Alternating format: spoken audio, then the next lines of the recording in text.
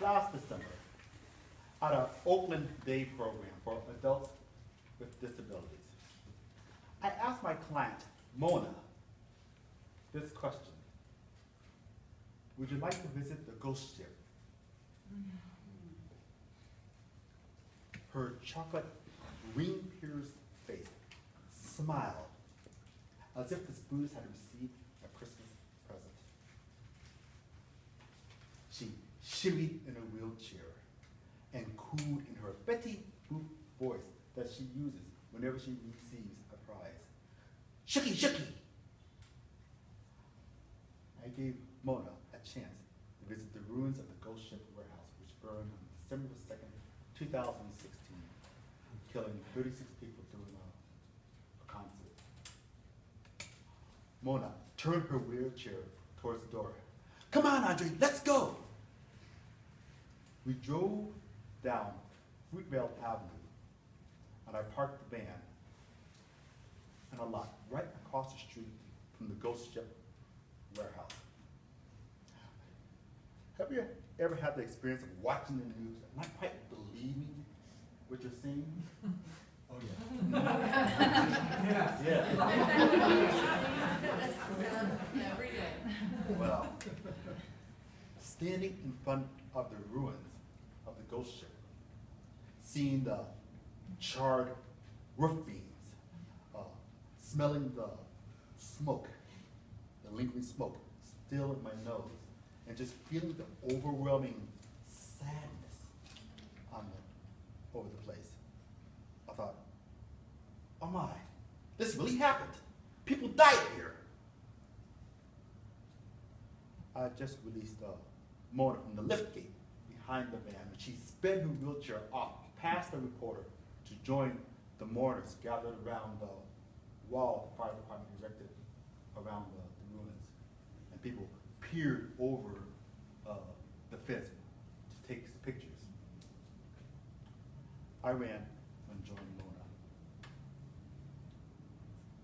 Along with the usual flowers and candles and teddy bears that Mona's left, people had also left a lot of artwork, because many of the people who died there were artists.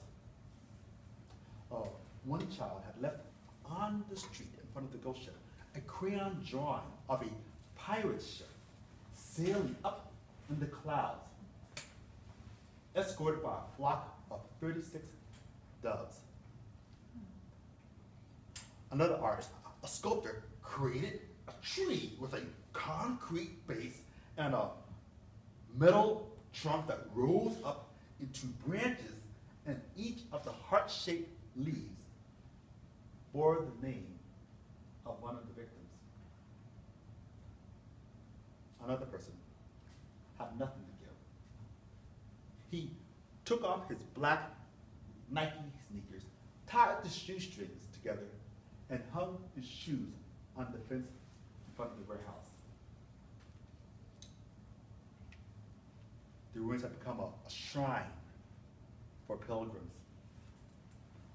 Mona, the disabled who was a graphic artist, she wanted to create her own tribute, a photo collage. She employed me to take pictures of the ruins and of the memorial with my cell phone.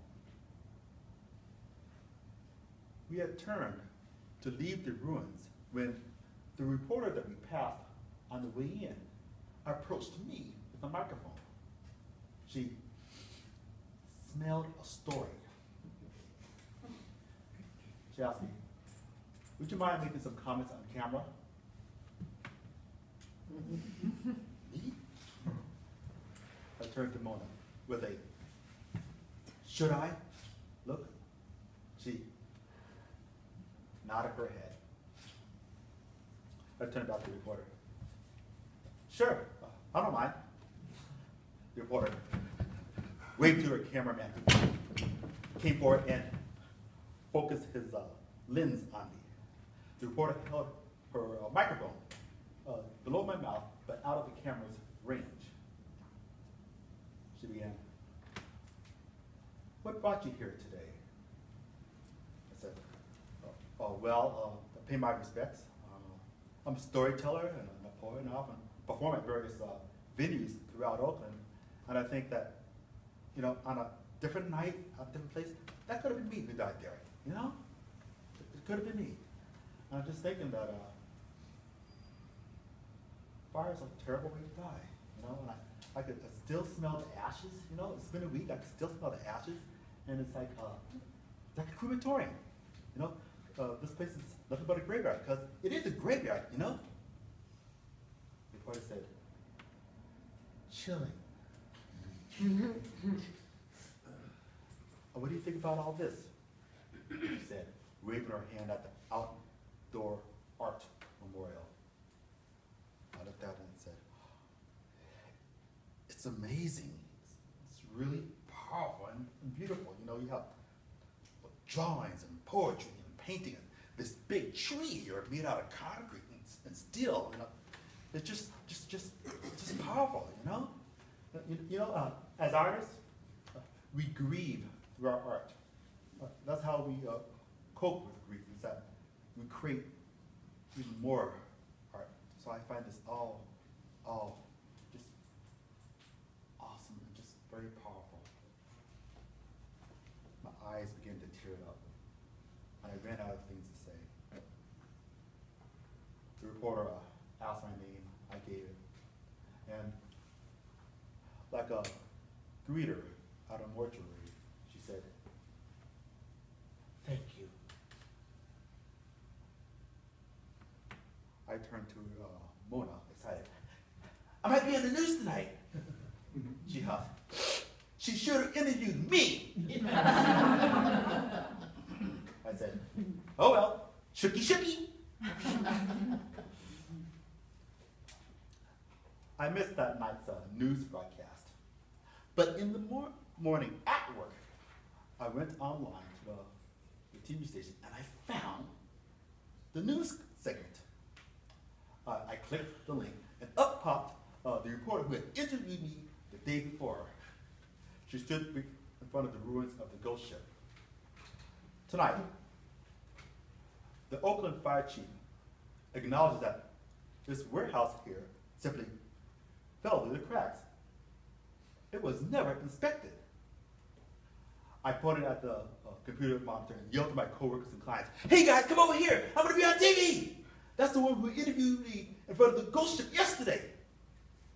All my coworkers and clients came over, including Mona. We all gathered around the computer and watched a video montage flash across the screen. The burning warehouse, the stern fire chief, the mourners hugging themselves.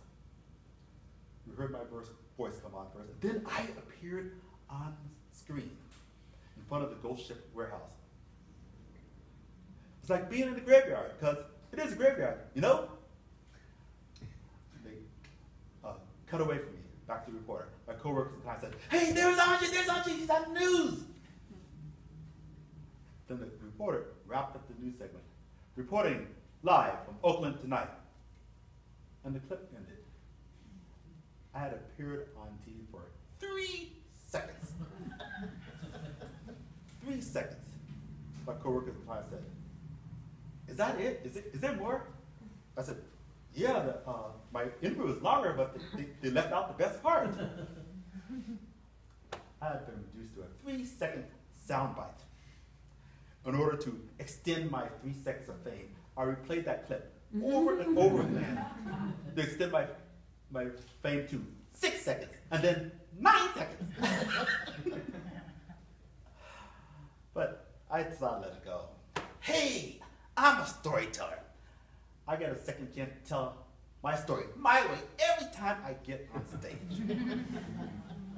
That's right. And then I thought,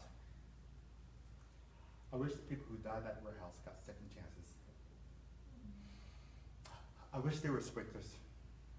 I wish there were emergency exits. I wish. Sometimes you don't get second chances. In those seconds you have left, when you know you are going to die, the only thing you can do is embrace the person beside you, so you will not face death alone. If there is time, you text one last message. I love you.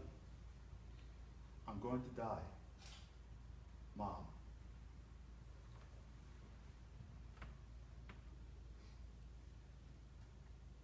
In the days to come, I stopped by Mona's computer and looked over her shoulder, unable to use her hands because of her spasticity.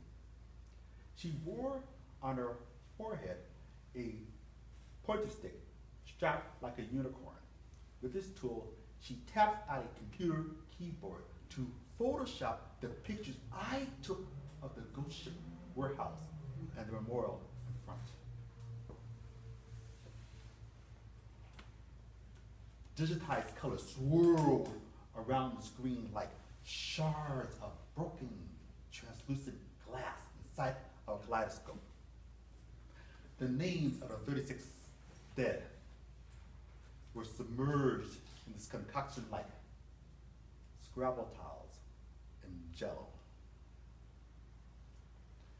Without turning to look at me, Mona said, Andre, I finished 2 images so far, and I'm working on a 3rd. When I finish, could you take me back to the ghost ship? I said, sure, acknowledging that she will add her art to the growing memorial outside of the ruins. As for me, I contribute the only art I have. I tell my stories as if this might be the last night of my life. I will never get a second chance to tell my story exactly the same way. To look out at the sea of upturned faces and to say, thank you. Thank you for coming out tonight.